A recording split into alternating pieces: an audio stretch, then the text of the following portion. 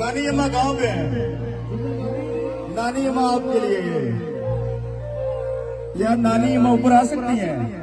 नानी अम्मा ऊपर आए जरा, नानी ऊपर आए मेरे साथ, नानी को उठाए, दुआ करें नानी के लिए। नानी अम्मा को लेकर, नानी अम्मा